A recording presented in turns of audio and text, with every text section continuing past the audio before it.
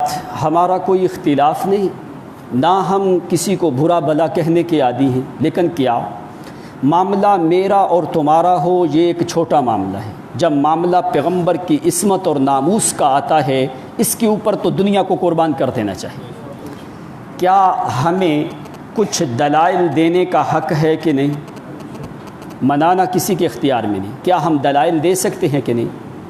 اب بات سنو، یہ جو جادو کا مسئلہ ہے، لوگ کہتے ہیں نبی علیہ الصلوۃ والسلام کے اوپر جادو کا اثر ہوا۔ پہلی چیز کہ جادو ہی نہیں ہوا تو اثر کیسے؟ پہلے تو جادو ثابت کیا جائے، اثر تو بعد میں ہے۔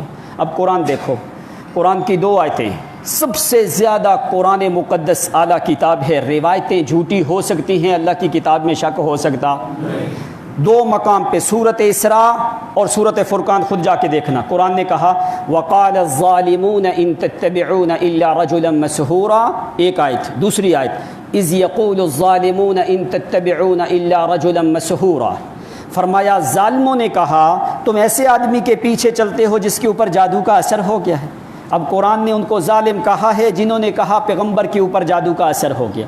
اب کیا پورے قرآن میں کوئی ایسی آیت اگر کسی کو مل جائے نا جو یہ ثابت کرے کہ بھائی نبی علیہ السلام کے اوپر جادو کا اثر ہو گیا، ہم قبول کر جائیں گے؟ پیغمبر ہے کوئی معمولی آدمی؟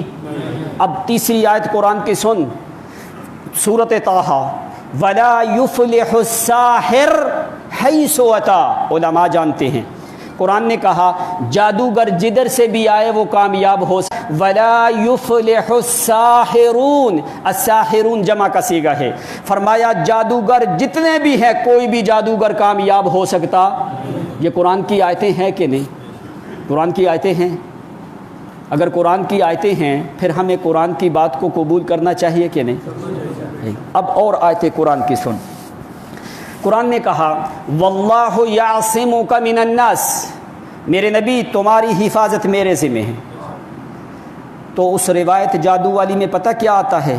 ذرا اپنے دل پہ ہاتھ رکھ کے سننا، اس لیے کہ مولوی تمہارے سامنے یہ باتیں بیان نہیں کرتے، ہمارا اس سے کوئی غرض نہیں، مولویوں سے کسی سے کوئی غرض نہیں، معاملہ ساری دنیا سے اعلیٰ محمد کی عزت اور ناموس کا ہے۔ اس روایت میں پتہ کیا ہے؟ لیکن ہم تو ممبر پہ وہ بیان ہی نہیں کر سکتے۔ اس روایت میں یہ ہے، جو جادو والی روایتیں ہیں، کہ پیغمبر کے سر اور داڑھی کے بال سارے ختم ہو گئے، اور کیا ہے کہ پیغمبر کی قوت جو مردوں کی قوت ہوتی ہے وہ ختم ہو گئی۔ تیسری بات سن ذرا، یاتی النساء ولا یاتیہن، اگر ایک لفظ بھی آگے پیچھے ہو میں مجرم ہوں، لیکن پیغمبر کا ہم نے کلمہ پڑھا ہے، اس پیغمبر کا اگر ہم دفاع نہ کر سکے تو ہماری زندگی کا کوئی فائدہ ہے؟ اور پھر اس روایت میں کیا، یاتی النساء ولا یاتیہن، آپ عورتوں کے پاس جاتے تو آپ کہتے میں کسی عورت کے پاس نہیں گیا، یعنی معاملہ کیا ہے؟ الیاذ باللہ دماغ میں خلل آ گئی پیغمبر کی۔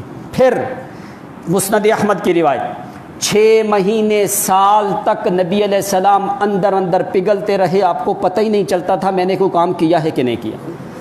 لوگوں کیا یہ باتیں کوئی ذی عقل آدمی سن سکتا ہے؟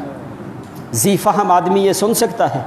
کیوں لوگوں کو اندھیروں میں رکھا ہے؟ اللہ کے بندو، پیغمبر کی عزت اور ناموس کا مسئلہ ہے، یہ میری تیری عزت کا ناموس کا مسئلہ نہیں ہے۔ میری تیری عزت کا مسئلہ ہو تو خاک میں جائے، لیکن محمد کی عزت تو پوری دنیا سے زیادہ ہے۔ اللہ فرماتے ہیں میں گناہ معاف کر دوں گا، محمد کی توہین میں خدا برداشت کرتا نہیں ہوں۔ پھر اور اس میں کیا ہے؟ اس روایت میں ہے کہ انہوں نے جادو کیا، پیغمبر کے سر کے بال اور داڑھی کے بال لے گئے، جا کے انہوں نے جادو کیا، کنگھی کے اوپر کر کے ایک جا کے کنویں میں رکھ دیا، تو نبی علیہ الصلوۃ والسلام کو ہوش حواس کوئی نہیں تھی۔ اب ذرا یہاں پہ رک کے قرآن کی آیت دیکھ، ایک نہیں 3 آیتیں قرآن کی، سورۃ قلم دیکھنا 2 نمبر آیت، نون والقلم وما یسطرون، آگے قرآن نے کیا کہا؟ وما انت بنعمت ربک بمجنون، سورۃ قلم 29واں سپارہ 2 نمبر آیت خود جا کے پڑھ کے دیکھنا، جس کا معنی کیا ہے؟ میرے نبی ایک جنون، پاگل پن کے کروڑویں حصے جتنا بھی جنون ہم نے آپ کے قریب نہیں آنے دیا، اتنا بھی جنون ہم نے آپ کے قریب آنے دیا۔ اب قرآن سچا ہے یا مولوی سچے؟ قرآن سچا ہے کہ نہیں؟ گواہی دو، مانو نہ مانو آپ کی مرضی، لیکن بتانا ہمارے ذمہ ہے۔ ام یقولون بہ جنۃ، میرے نبی یہ کہتے ہیں کہ آپ کو جنون آیا، میں خدا کہتا ہوں وما انت بنعمت ربک بمجنون، با کے نقطے کے کروڑویں حصے جتنا بھی جنون میرا محمد میں نے تیرے قریب نہیں آنے دیا۔ یہاں تک کہ جو پاگل لوگ تیرے پاس آئے میں نے ان کو دنیا کا رہبر اور رحمنا اور عقل مند بنا کے بھیج دیا ہے۔ اب یہ قرآن نہیں ہے، ہم کدھر جائیں؟ روایتیں، راوی جھوٹے ہو سکتے ہیں، قرآن میں شک ہو سکتا۔ اب اور چند باتیں سن لو، بس ٹائم ختم ہو چکا ہے۔ اب جادو ہو رہا ہے، ذرا اپنی عقل کو حاضر کرنا، دیکھنا ان مولویوں کے داؤ پیچ دیکھنا۔ جادو ہو رہا ہے 7 ہجری میں، توجہ میری طرف ذرا، جادو ہو رہا ہے 7 ہجری میں، اور مدینے میں ہو رہا ہے 5 ہجری کے بعد، اور جادو کرنے والے کہتے ہیں یہودی ہیں۔ 5 ہجری کے بعد مدینے کی زمین پہ یہودیوں کا وجود ہی ختم ہو چکا ہے۔ 5 ہجری کے بعد اگر کوئی دنیا کے عالم ہے، اگر 5 ہجری کے بعد مجھے مدینے کی سرزمین میں ایک یہودی ثابت کر دو، جاؤ تمہارا ہاتھ اور ہمارا گریبان ہوگا۔ لیکن 5 ہجری کے بعد مدینے میں یہودی، تو جادو کس نے کیا؟ ذرا عقل دیکھنا، ذرا ان لوگوں کے باتیں دیکھنا۔ دوسری بات کہتے ہیں یہ آدمی کون تھا؟ توجہ ذرا میری طرف۔ کہتے ہیں 3 روایتیں ہیں۔ ایک روایت میں ہے لبید ابن عاصم نے جادو کیا، دوسری روایت میں کیا ہے لبید ابن عاصم کی بہنوں نے جادو کیا، تیسری روایت میں کیا ہے لبید ابن عاصم کی بیٹیوں نے جادو کیا۔ خیال ادھر ذرا، 3 روایتیں آئیں۔ اب دیکھو، پہلے یہ آج تک ثابت نہیں ہوا کہ کیا کس نے، لبید ابن عاصم نے کیا یا اس کی بیٹیوں نے کیا یا اس کی بہنوں نے کیا۔ اگر لبید ابن عاصم نے کیا ہے مانو وہ 2 روایتیں جھوٹی، اگر بیٹیوں نے کیا ہے بہنوں والی بھی جھوٹی، لبید ابن عاصم والی بھی جھوٹی۔ تیسری بات، لبید ابن عاصم نامی یہودی روئے زمین میں ہے ہی کوئی نہیں، لاؤ تاریخ کی کتابیں اٹھا کے دیکھو۔ چوتھی بات، بس میں ذرا جلدی آپ کو چند باتیں بتا دوں۔ کہتے ہیں لبید ابن عاصم من قبیلۃ بنی زریق، کہتے تھے، اب میرا موضوع نہیں ہے، اس کے اوپر میں سینکڑوں دلائل دے چکا ہوں۔ کہتے ہیں لبید ابن عاصم یہ بنو زریق کا آدمی تھا۔ کس قبیلے کا؟ اور بنو زریق یہودیوں کا قبیلہ ہے۔ میں نے کہا جاؤ دنیا کی تاریخ میں بنو زریق قبیلہ ثابت کر دو، یہودیوں کا ہوگا، ہماری سزا گولی ہے۔ یہودیوں کے 3 قبیلے تم شروع سے لے کے پڑھتے آئے ہو، پہلی دوسری تیسری کی کتابوں میں، بنو قینقاع، بنو نذیر، بنو قریظہ، یہ 3 قبیلے یہودیوں کے، چوتھا قبیلہ یہودیوں کا بنو زریق۔ میں نے کہا قبیلہ یہودیوں کا نہیں، اللہ کے بندے ثابت تو کرو، کدھر سے لے کے؟ یہ کہانی بنائی ہوئی۔ 5ویں بات کیا ہے؟ کہتے ہیں یہ نبی علیہ الصلوۃ والسلام کا ہمسایہ تھا۔ اب ذرا توجہ کرنا، میں نے بڑے سال محمد کے روضے میں گزارے ہیں۔ کہتے ہیں کہ یہ نبی علیہ السلام کا ہمسایہ تھا۔ اب ذرا عقل کو حاضر کر کے جواب دینا، یعنی پیغمبر کا ہمسایہ کوئی صحابی نہیں تھا، یہودیوں کو محمد نے ہمسایہ بنایا۔ بات میری سمجھ میں آ رہی ہے؟ اب میں بتاؤں تمہیں کتنے لوگوں کے مکان تھے محمد صلی اللہ علیہ وسلم کے حجرے کے آس پاس۔ حضرت عائشہ صدیقہ کا حجرہ، ساتھ سیدہ فاطمہ الزہرا کا حجرہ، اس طرف جدھر آپ سلام پڑھتے ہو سیدہ حفصہ بنت عمر کا حجرہ، دائیں جانب پہ ام سلمہ کا حجرہ، بائیں جانب پہ میمونہ کا حجرہ، باب البقیع سے باہر نکلو سیدھا ابو ایوب انصاری کا مکان تھا، باب جبریل کے سامنے حضرت عثمان کا مکان تھا، 2 نمبر دروازے کے سامنے ابو بکر صدیق کا مکان تھا، اس کے ساتھ 1 نمبر دروازے سے آگے جاؤ چوتھے پلر کے پاس حضرت عباس کا مکان تھا۔ مجھے ثابت کرو محمد کا ہمسایہ یہودی ہے ہی نہیں، تو جادو کس نے کر دیا؟ اور بات سن، کہتا ہے پیغمبر کے بالوں اور داڑھی اور سر کے بال لے کے جادو کیا۔ اب ذرا غور کرنا، صحابہ جو محمد کا لعاب زمین پہ گرنے نہیں دیتے تو بال یہودیوں کے حوالے کر دیے، نے کہا جاؤ یہ بھی ثابت کر دو۔ میں بتاؤں محمد نے 2 دفعہ بال کٹائے زندگی میں، کس کس صحابی کے پاس کتنے بال ہیں ہم ثابت کرتے۔ صحابی طلحہ کو بال دیے نبی علیہ السلام نے، عمرۃ القضاء کے موقع پہ امیر معاویہ کے پاس بال تھے، اس کے بعد جس وقت آپ نے حج کیا بال طلحہ صحابی کے پاس تھے، آدھے سر کے بال طلحہ کے پاس، آدھے سر کے بال صحابہ میں تقسیم کیے گئے۔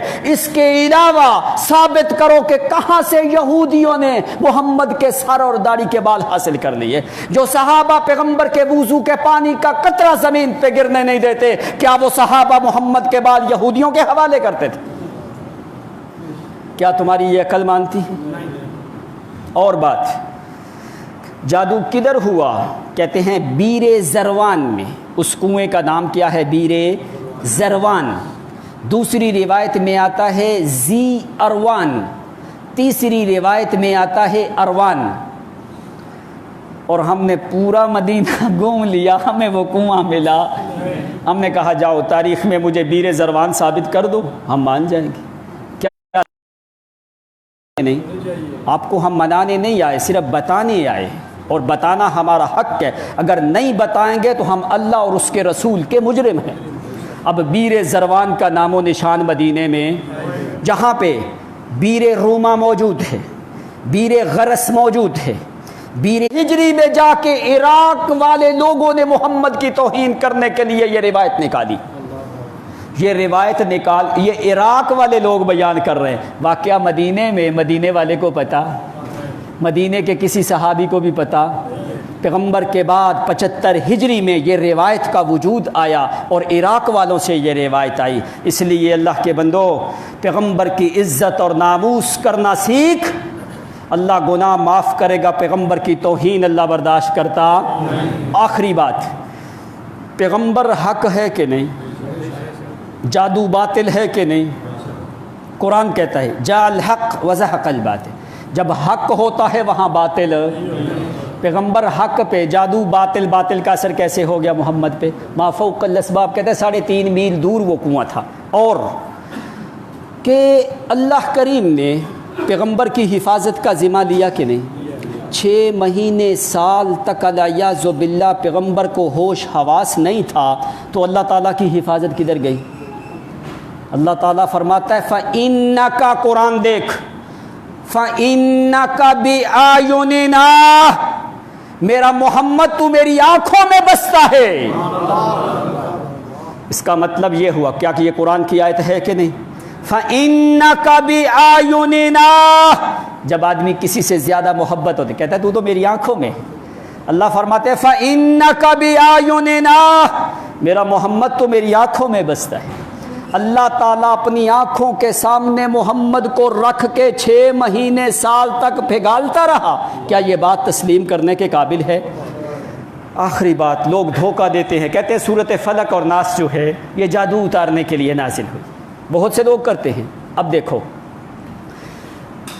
علامہ سیوطی کی کتاب دیکھو، جنہوں نے قرآن کی صورتوں کا نزول بتایا ہے۔ 20 نمبر صورت نازل ہوئی مکہ میں سورۃ فلق، 21 نمبر صورت نازل ہوئی سورۃ ناس مکہ میں۔ سورۃ فلق اور ناس 20 نمبر، 21 نمبر، جاؤ ساری جا کی کتابیں اٹھا کے دیکھ، نہیں کر رہا، امام سیوطی کی الاتقان فی علوم القرآن اور بہت سی کتابیں ہیں، ان میں کہا جو ترتیب نزولی ہے، قرآن کس ترتیب سے نازل ہوا، 20 نمبر سورت فلق، 21 نمبر صورت نازل ہوئی ہے سورت ناس۔ یہ دونوں صورتیں نازل ہوئی مکہ میں، جادو ہوا مدینے میں، کہ پہلے سال نازل ہوئی۔ اب جادو ہو رہا ہے 7 ہجری میں، یعنی 12 اور 7 19 سال بعد، ان صورتوں 19 سال بعد جادو ہو رہا ہے، تو ان کو کہاں جادو کے ساتھ جوڑ دیا؟ اب اور جھوٹ کیا ہے، کہتے ہیں جی دوبارہ نازل ہوئی سورۃ فلق اور ناس، مدینہ میں دوبارہ نازل ہوئی، یہ بھی کچھ لوگ کہتے ہیں فلق اور ناس دوبارہ نازل ہوئی۔ اب دیکھو کیا اللہ نے کیوں دوبارہ نازل کی؟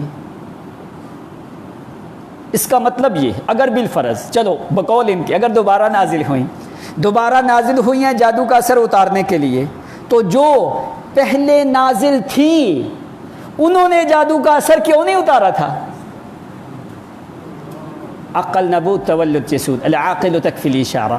آدمی دیکھتا ہے کہ یہ چیزیں جو ہیں کیا حقائق سے، یہ دلائل ہم اپنی طرف سے نہیں دے رہے، ہماری کیا حیثیت ہے، ہم تو ایک جاہل آدمی ہیں، لیکن صرف کتاب